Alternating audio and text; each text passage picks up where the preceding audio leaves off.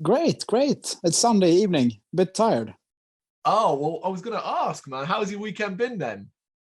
Really sunny and a lot of activities with my son. I have an 18 months old, so it's been yeah, pretty hectic.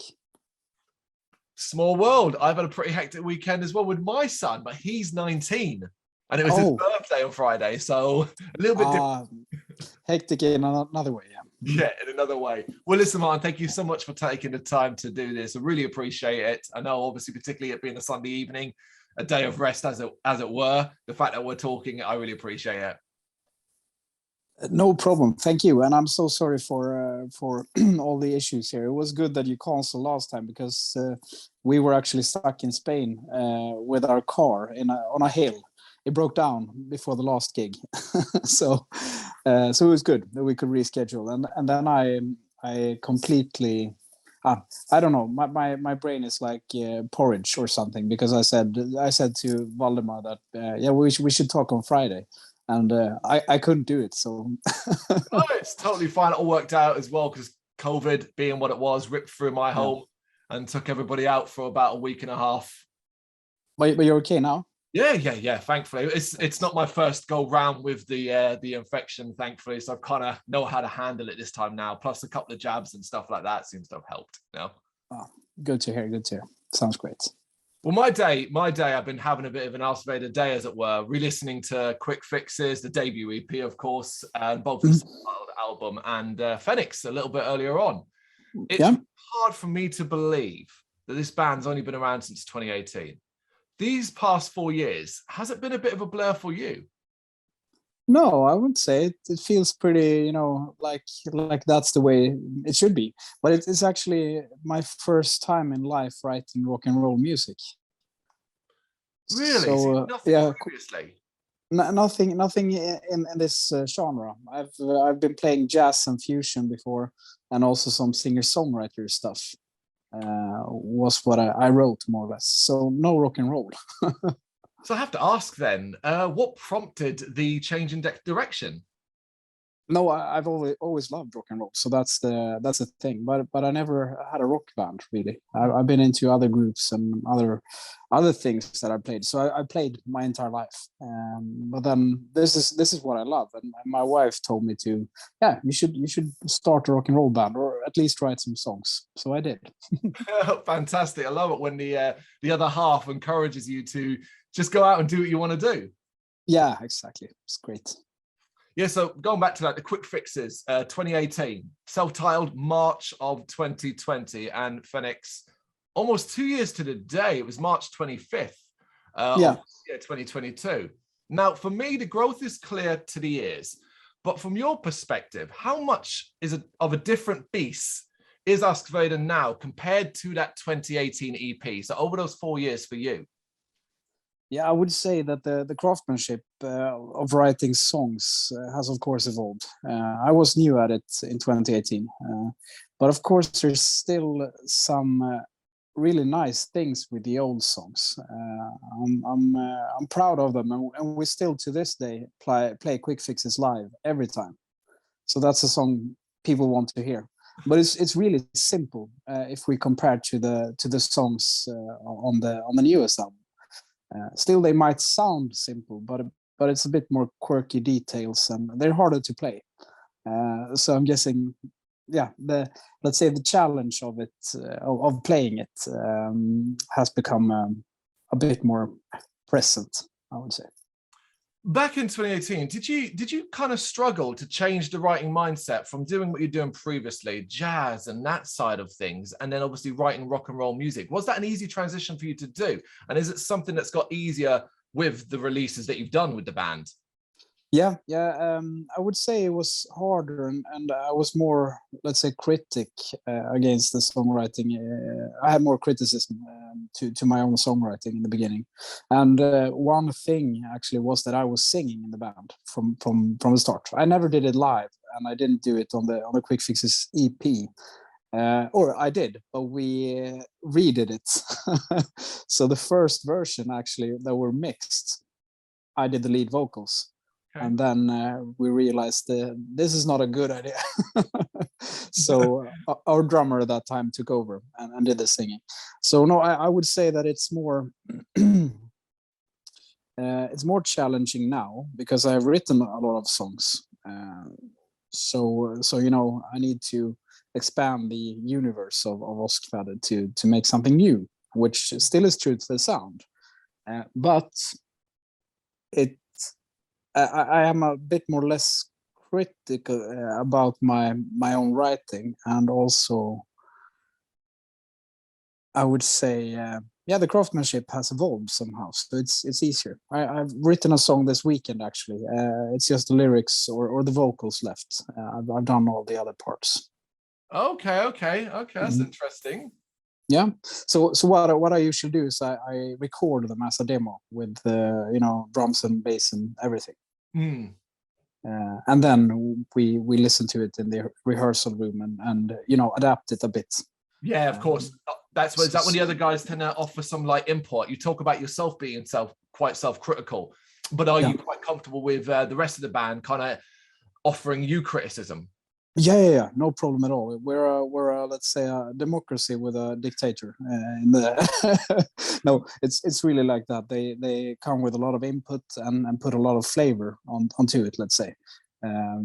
As for the demos, I only have programmed drums, which sounds like shit more or less. And then we have the drummer who adds a lot of flavor, and of course the bass player he adapts and changes stuff that I've written. So. And we rearrange everything together. So it could be, you know, that there we need another chorus, or this instrumental part here doesn't belong here. It should be there in the song, etc. So they come with a lot of feedback, and I have no, let's say, it's easy for me to kill my darlings. Okay. Yep. No ego. Yeah. Yeah, a lot of ego, but not in the sense of arranging, I wouldn't say. But you know, if they say that a song sucks and I like it, then I say no, it doesn't. Let's try it in the studio, and then all of a sudden, when we're done with the album, there's a different story, because some gems needs to be polished a bit. Well put. That's it. Absolutely. So of course, I mean, the worldwide issue of COVID, it forced a ton of changes in the music industry. And obviously you guys kind of hit the wall with the self-titled album in 2020, March 2022. That was like a month or two for a lot of countries going into lockdowns and stuff. And I know Sweden did things a bit different to a lot of other countries, but how has the last 2 years, so to speak, the situation affected Askvader, the promotion of that debut and the creation of Fenix? Yeah, that is pretty interesting, because I think the first album flew under the radar completely, more or less. We got a lot of super nice reviews, a lot of interviews, and a lot of press, let's say, for the album. But as we couldn't gig anything, we didn't really reach out to any crowd. Yeah. And we were fairly new at that time. We didn't have that many gigs in the in the past. I don't know how many we did before that album, but maybe 20 gigs or something, not more than that. So for us, this album feels like the start of Oskvader, more or less. And now we've been touring Spain. We did a release show, so it feels so much better to be able to do this. And of course, as the first one flew a bit under the radar, it was, we were really eager to do something new. As well, that we had some lineup changes, and the new guys wanted to put their sign on it. So yeah, it feels really, really good. How much of an effect then did it have on the creation of Fenix? Like, because obviously the world is stuck in this position, and for ages there never seemed to be a light at the end of the tunnel. Didn't really matter what country you were in, everyone was going for their own stuff. So when it came to like writing and working on it, did it force you to do things differently? Yeah, we had more time, of course. So therefore, the first self-titled record, I only recorded the demos, and then we went to the rehearsal room and then recorded it. But actually for Fenix, I recorded the demos, Then we recorded everything live again in the rehearsal room, and put some vocals on it. So like a pre-production, let's say, where we rearranged a bit and also got a feeling for the songs. Then we recorded the album. So we got a bit more time, and of course put a bit more effort into the process before going into the studio, and that resulted in that we only were in the studio for 7 days. So in 4 days we did all instrumental parts. We recorded it live, drums, bass, and guitar, and then we had some overdubs, of course, but it's recorded live, and we nailed it, in like 2 days, 12 songs, 7-hour days, so not that much time. So that's about 1 song per hour, more or less. And then we did the vocals afterwards. So it was a really smooth and nice process, compared to the self-titled one, where we did it bits and bits here and there, and was recording from February till September, I think. Oh wow. And then you get kind of bored and fed up with the songs, actually, and the process of it. So 7 days and then go for mixing directly is perfect. Is that something, having that extended period of pre-preparation before going into the studio, is that something you would like to be able to continue to do going forward, as it was strong for you? I think we would do that. Absolutely, because it's a way to rehearse as well. It's a different way of rehearsing. You notice details when you record yourself that you don't maybe when you play live, or maybe you do when you play live. But when you're in the rehearsal room, the volume is cranked up. You might miss some details. But if you do it this way, you're well prepared, and it's of course much more fun being in the studio when you know your shit. Yeah. And just can focus, on having a good feeling about it, and trying to not struggling with nailing the parts, rather enjoying it, and trying to get an artistic feel on the music that you're recording. One of the things quite interesting you mentioned there is that you recorded the album live, because personally, a major draw for everything you do, not even specifically to the new album, is that it's rock and roll music that sounds tailor-made for the live environment. It sounds purposeful, as though we are guaranteed to get the same studio experience when you're on the stage. Is that something you actively want to promote about the band, that what you hear on the record is what you get on the live stage? Yes, that's the main purpose of it all. So yeah, of course. I was really, reluctant in doing overdubs even in the start. So if we listen to quick fixes, I don't have a backing guitar during my solos. It's only solos. Then I realized, maybe I can cheat a bit and have a guitar, because live there's a different thing. Our bass player has a lot of fuzz and distortion, and plays a lot when I play solos. So it gets a bit more fat and juicy. But as on a record, you need that kind of support guitar, low volume behind the solo to make it really, fly. So, but yeah, I would say the intention is to be able to play everything live, and we do, even the twin guitars. Oh, okay. But the bass player actually plays both the guitar, the guitar harmony and the bass at the same time. Oh, that's got to be quite a sight. Yeah, he's using both hands in a strange way. So, with tapping and stuff. But it sounds good. Oh, I'm sure. I'm just trying to picture it in my head. Yeah, no, but he's a monster. He's really, really technical guy. So he found out how to do it. So we do the twin guitars from Fenix live as well, because it's important that if you do a harmony on the LP or the recorded stuff, I think you should be able to do it live as well. Okay, no, that's cool. That's cool.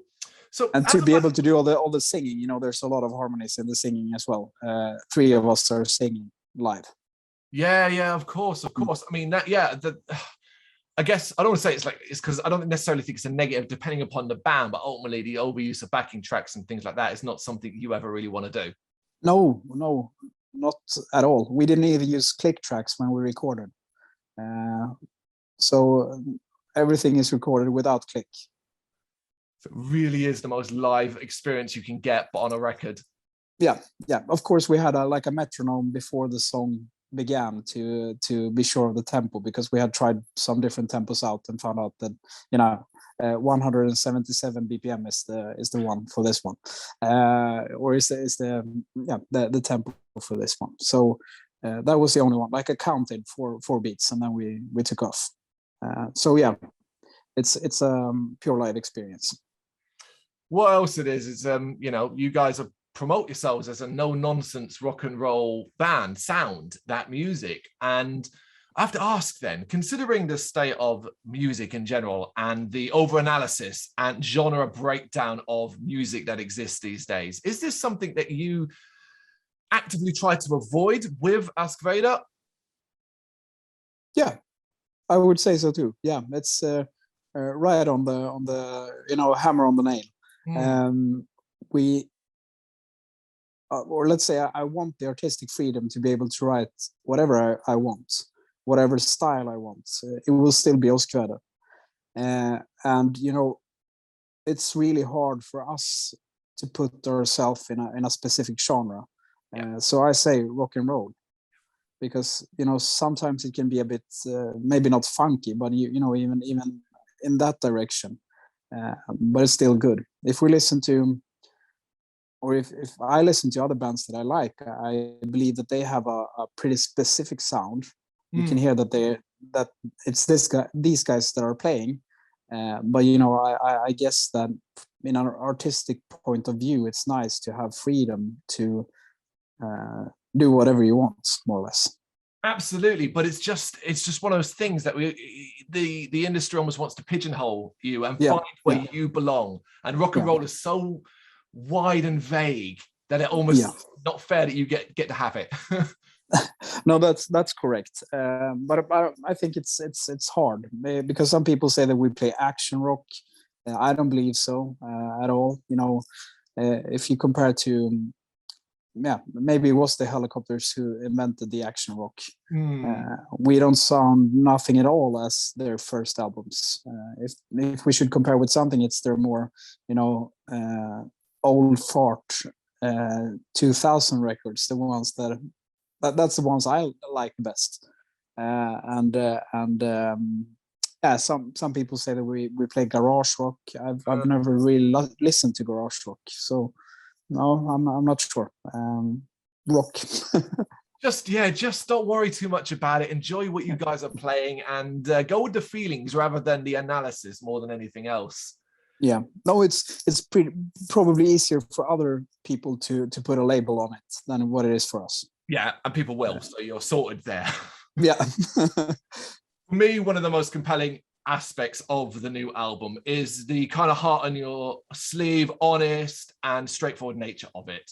Nostalgic but not dated, warm but energetic, not preachy but saying something. Was the goal overall to distract people with your music from effectively the messy world? But what I mean by that is that you're not, for example, focusing on subjects related to specifically to COVID or events of the last 2 years in the same way that a lot of releases have been.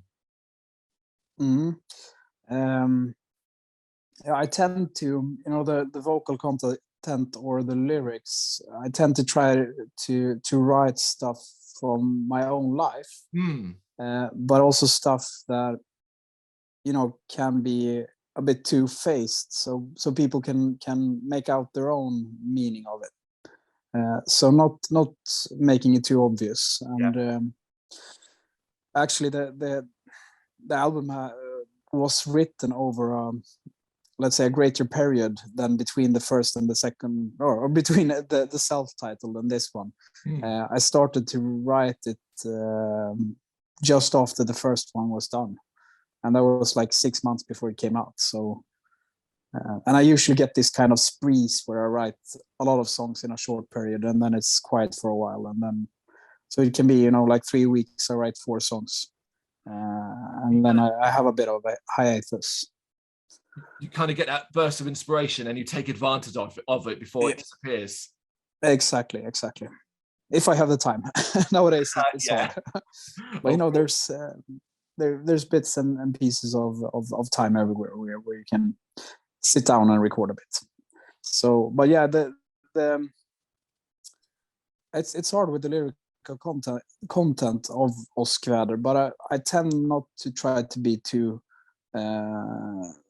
mess up with too much politics or stuff like that. It's mostly things from my life and which I experience and how I feel about things.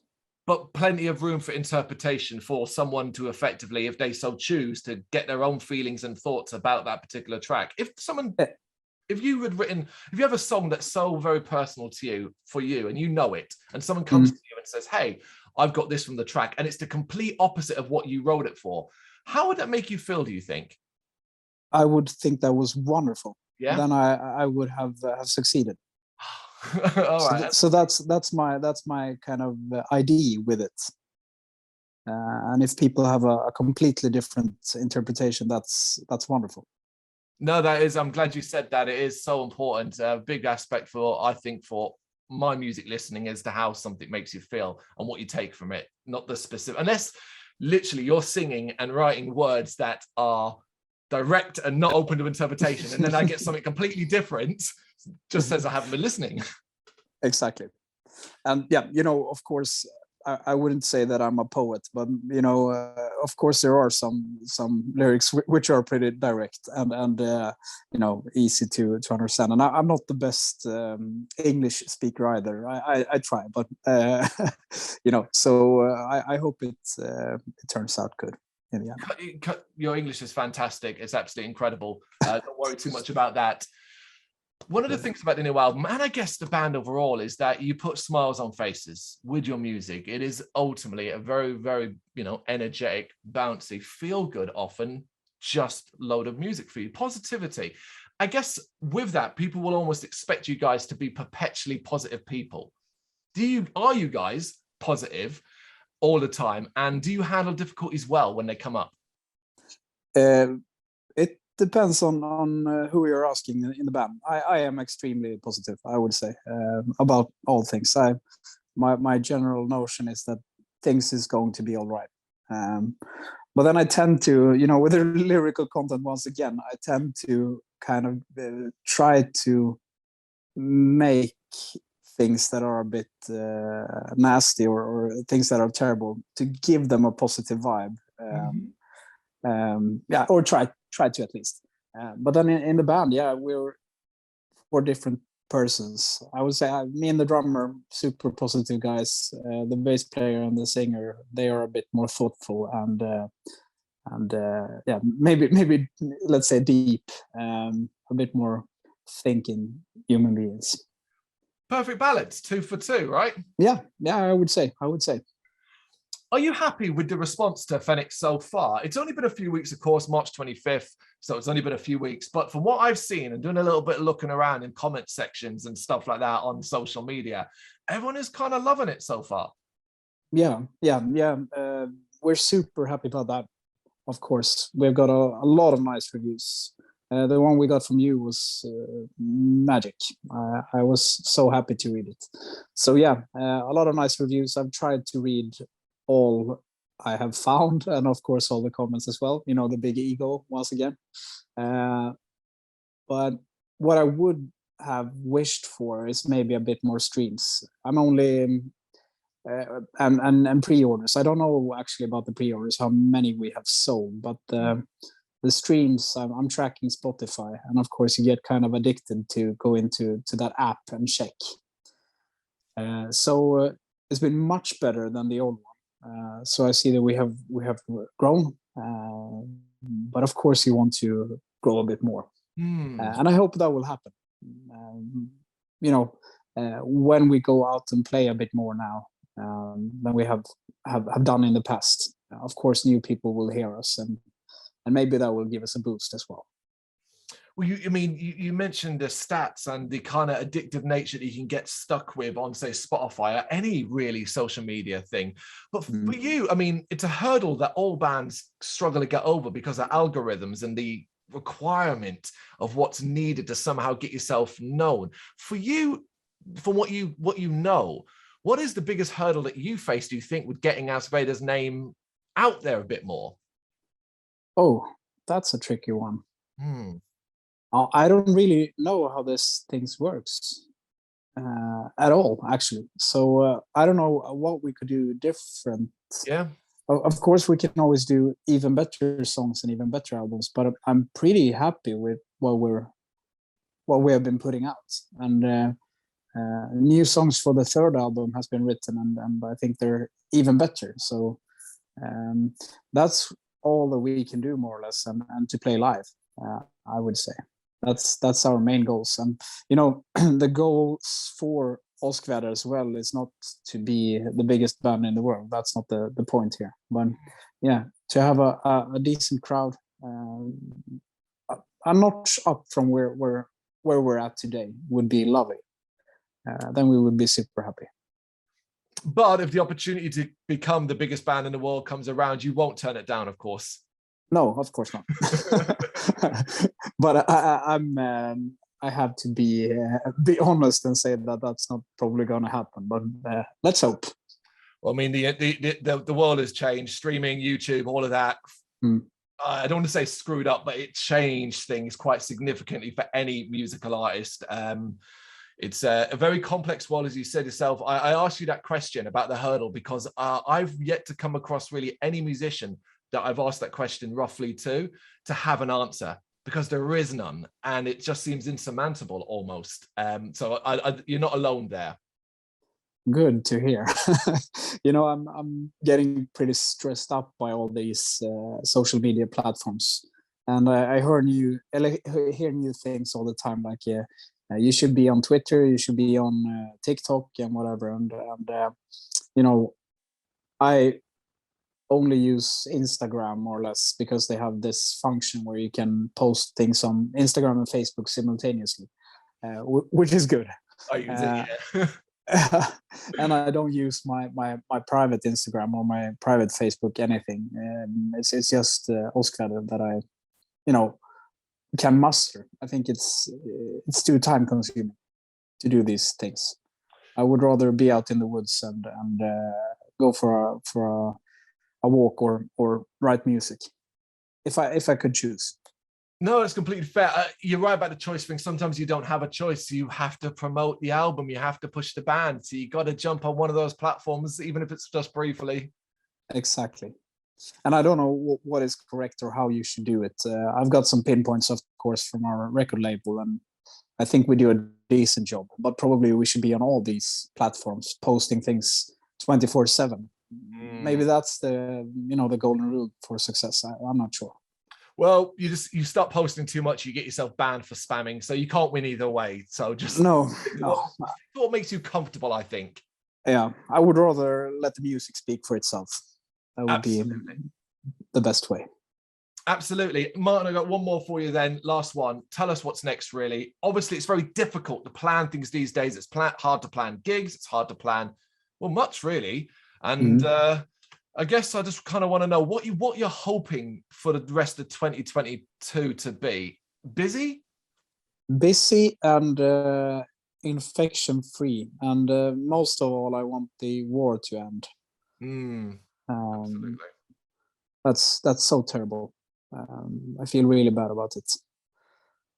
No. So that's kind of the main drivers here. I think we have a good schedule. We're doing some Swedish dates here in May, and then we have Germany in June, and we have some awesome plans for the autumn as well. No, like longer tours, but we have some pretty interesting stuff coming up.